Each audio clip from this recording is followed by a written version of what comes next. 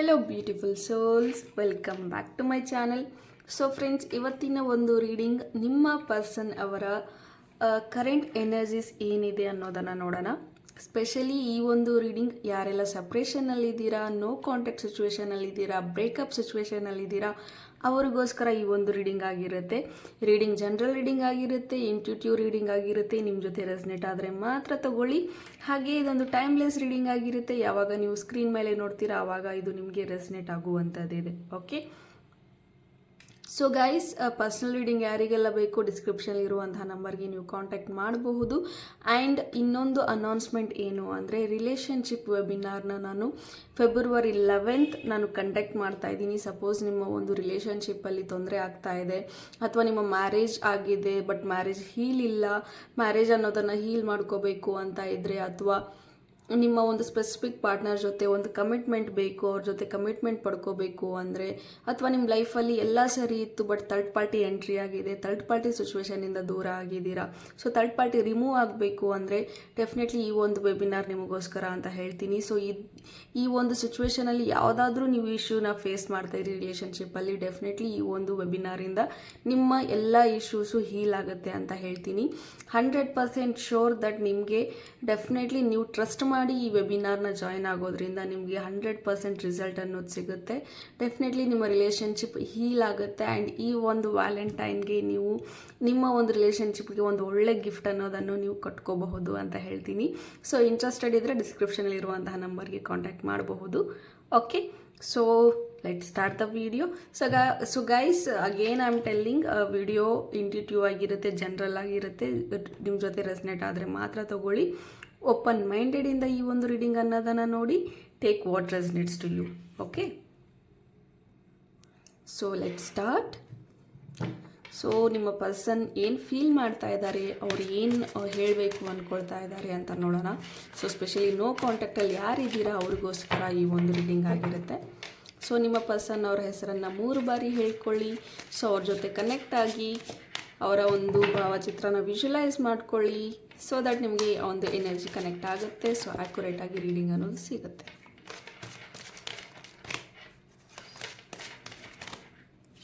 Okay,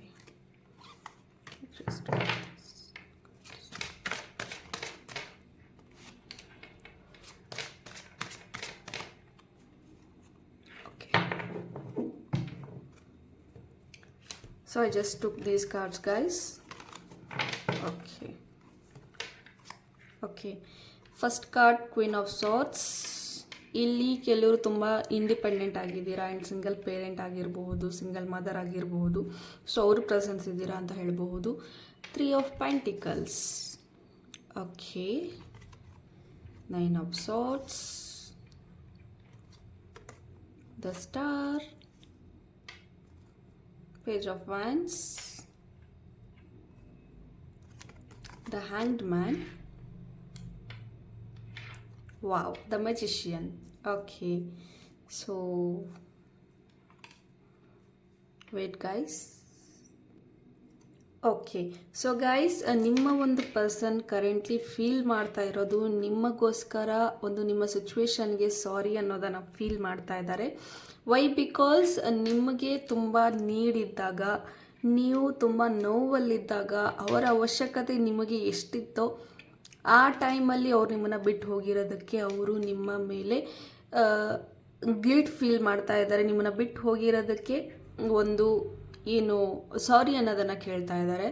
ಅವರ ಮಾತಿನ ಪ್ರಕಾರ ನಾನು ಹೇಳೋದಾದರೆ, I am really sorry that ನಾನು ನಿನಗೆ ಯಾವಾಗ ನೀಡಿತ್ತು ಆವಾಗ ನಾನು ನಿನ್ನ ಜೊತೆಗಿರಲಿಲ್ಲ. ಜಸ್ಟ್ ಬಿಕಾಸ್ ನನ್ನ ಒಂದು ಫಿನಾನ್ಷಿಯಲಿ ನಾನು ತುಂಬಾ ಸೋತ್ ಹೋಗಿದ್ದೆ, ವೀಕ್ ಆಗಿದ್ದೆ. ನನಗೆ ಫಿನಾನ್ಷಿಯಲಿ ನಾನು ನಂಬಿರುವಂಥ ಒಂದು ಪಾರ್ಟ್ನರ್ಶಿಪ್, ಬಿಸ್ನೆಸ್ ಆಗಿರಬಹುದು ಅಥವಾ ಒಂದು ಜಾಬ್ ಆಗಿರಬಹುದು, ನಾನು ಕಳ್ಕೊಂಡೆ. ಸೊ ನಾನು ಫಿನಾನ್ಷಿಯಲಿ ತುಂಬ ಬ್ರೇಕ್ ಡೌನ್ ಆದೆ.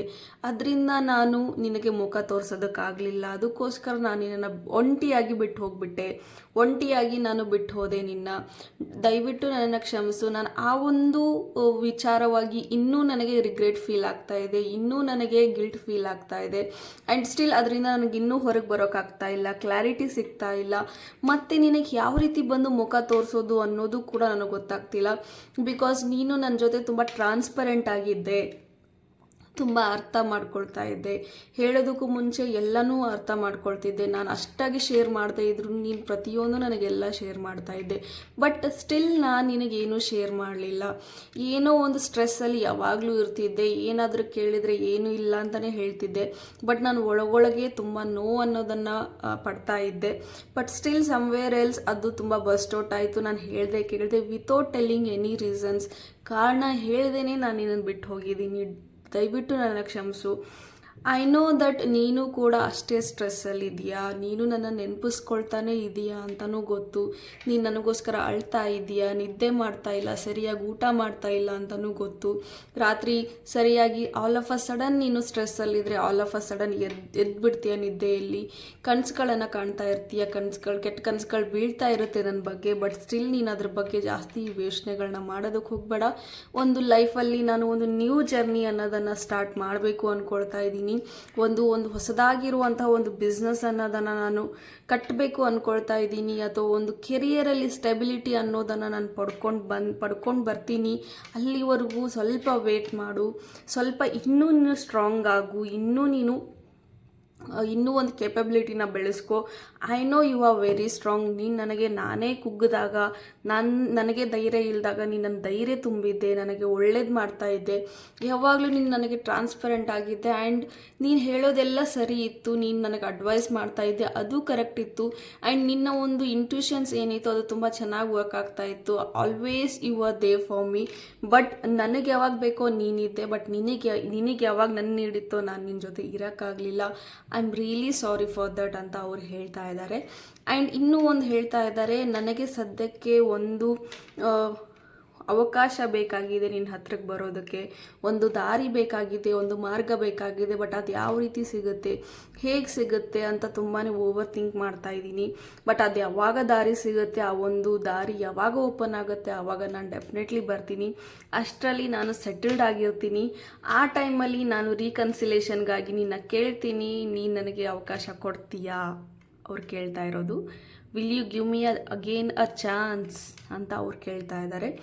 ಆ್ಯಂಡ್ ಅಗೇನ್ ನಾನು ಎಲ್ಲನೂ ಒಂದು ಫಿನಾನ್ಷಿಯಲಿ ಸ್ಟೆಬಿಲಿಟಿ ಅನ್ನೋದನ್ನು ಪಡ್ಕೊಳ್ತೀನಿ. ಆ್ಯಂಡ್ ಮುಂಚೆ ಒಂದು ಸತಿ ನಾನು ನಿನ್ನ ಹತ್ರ ಮತ್ತೆ ಬಂದು ನೀನು ನನಗೇನಾದ್ರು ಚಾನ್ಸ್ ಕೊಟ್ಟರೆ ಮುಂಚೆ ಮಾಡಿದಂಥ ತಪ್ಪುಗಳನ್ನು ರಿಪೀಟ್ ಮಾಡದೆ ಎಲ್ಲ ತಪ್ಪುಗಳಿಗೂ ತಿದ್ದುಕೊಂಡು ಹೋಗುವಂತಹ ಅವಕಾಶ ಸಿಕ್ಕರೆ ಡೆಫಿನೆಟ್ಲಿ ನಾನು ಇನ್ನೂ ಹೆಚ್ಚಿನ ಪ್ರೀತಿ ಅನ್ನೋದನ್ನು ಕೊಡ್ತೀನಿ, ಇನ್ನೂ ತುಂಬ ಚೆನ್ನಾಗಿ ನೋಡ್ಕೊಳ್ತೀನಿ ನಿನ್ನ ಅಂತ ಅವ್ರು ಹೇಳ್ತಾ ಇದ್ದಾರೆ. I know that you are in stress. I know you are in depressed. But don't worry, I'll definitely come to you once I am ready. ನಾನು ರೆಡಿ ಆದಾಗ ನಿನ್ನ ಹತ್ರ ಬರ್ತೀನಿ. ಜಾಸ್ತಿ ಯೋಚನೆ ಮಾಡಬೇಡ, ಡಿಪ್ರೆಸ್ಡ್ ಆಗಬೇಡ. Be as you are. ನೀನು ಮುಂಚೆ ಯಾವ ರೀತಿ ಇದ್ದೆ, ನಗ್ತಾ ಹ್ಯಾಪಿಯಾಗಿದ್ದೆ, ಅದೇ ರೀತಿ ಇರು. ಆ್ಯಂಡ್ ನೀನು ನಕ್ಕರೆ ತುಂಬ ಚೆನ್ನಾಗಿ ಕಾಣ್ತೀಯ.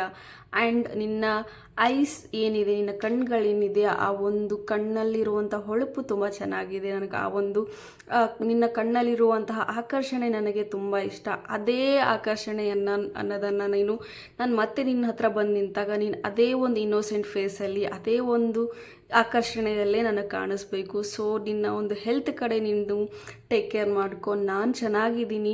ಬಟ್ ಎಲ್ಲೋ ಒಂದು ಕಡೆ ನನ್ನ ಮನಸ್ಥಿತಿ ಕೂಡ ನಿನ್ನ ಹತ್ರನೇ ಇದೆ. ನಾನು ನಿನ್ನನ್ನು ನೋಡಬೇಕು, ನಿನಗೆ ಹರ್ಟ್ ಮಾಡಿರೋದೇ ನನಗೆ ಕಾಡ್ತಾ ಇದೆ. ಬಟ್ ಎಲ್ಲೋ ಒಂದು ಕಡೆ ಯೂನಿವರ್ಸ್ ನಿನ್ನ ಚೆನ್ನಾಗಿಟ್ಟಿದ್ದಾರೆ ಅಂತ ಭಾವಿಸ್ತೀನಿ. ನೀನು ಚೆನ್ನಾಗಿದೆಯಾ ಅಂತಲೂ ಅಂದ್ಕೊಳ್ತೀನಿ. ಡೆಫಿನೆಟ್ಲಿ ನಾನು ಎಲ್ಲವನ್ನೂ ಸರಿಪಡಿಸ್ಕೊಂಡು ನಾನು ನಿನ್ನ ಹತ್ರಕ್ಕೆ ಬರ್ತೀನಿ. ಒಂದು ಸ್ಯಾಟಿಸ್ಫೈಡ್ ಲೈಫ್ನ ನಿನಗೆ ಕೊಡ್ತೀನಿ. ಒಂದು ಸ್ಯಾಟಿಸ್ಫ್ಯಾಕ್ಷನ್ ಅನ್ನೋದನ್ನು ನಾನು ನಿನಗೆ ಕೊಡ್ತೀನಿ. ನೆಕ್ಸ್ಟ್ ಯಾವಾಗಲೂ ನಾನು ಮತ್ತೆ ಇನ್ನೊಂದು ಚಾನ್ಸ್ ಕೊಟ್ಟು ತಪ್ಪು ಮಾಡಿದೆ ಅಂತ ನಿನಗೆ ಯಾವುದೇ ಕಾರಣಕ್ಕೂ ಅನಿಸೋದಿಲ್ಲ. ಆ ರೀತಿ ನೀನು ನೋಡ್ಕೊಳ್ತೀನಿ. ಈಗ ನಾನು ಹಿಂದೆ ಮಾಡಿರುವಂತಹ ಎಲ್ಲ ತಪ್ಪುಗಳಿಗೂ ನಾನಿನ್ನ ಸಾರಿ ಕೇಳ್ತೀನಿ. ದಯವಿಟ್ಟು ನನ್ನ ಕ್ಷಮಿಸು. Don't blame me. ನನ್ನ ಪರಿಸ್ಥಿತಿ ಆಗಿತ್ತು, ನಾನು ಆ ರೀತಿ ಮಾಡಿದೆ ನಿನಗೆ. But once I come back, I trust me. ನಾನು ನಿನಗೆ ಒಳ್ಳೆ ಲೈಫ್ ಅನ್ನೋದು ಕೊಡ್ತೀನಿ. ಒಳ್ಳೆ ಲೈಫ್ ನನಗೆ ನಿನ್ನ ಜೊತೆ ಬೇಕಾಗಿದೆ. ಪ್ಲೀಸ್ ನನ್ನ ಒಂದು ಏನು ರೀಕನ್ಸಿಲೇಷನ್ ಅಪ್ರೋಚ್ ಇದೆ, ಏನು ಒಂದು ಪ್ರಪೋಸಲ್ ಇದೆ, ಅದನ್ನು ನೀನು ಅಕ್ಸೆಪ್ಟ್ ಮಾಡ್ಕೋ. ಓಕೆ, ಹೋಪ್ ಗೈಸ್ ಇದಾಗಿತ್ತು ನಿಮ್ಮ ಪರ್ಸನ್ ಅವರ ಇನ್ನರ್ ಫೀಲಿಂಗ್ಸ್. ಓಕೆ, ಹೋಪ್ ಈ ರೀಡಿಂಗ್ ನಿಮಗೆ ಇಷ್ಟ ಆಗಿದೆ ಅಂತ ಭಾವಿಸ್ತೀನಿ. ಇಷ್ಟ ಆಗಿದ್ರೆ ಕಮೆಂಟಲ್ಲಿ ತಿಳಿಸಿ. Thank you. God bless you all.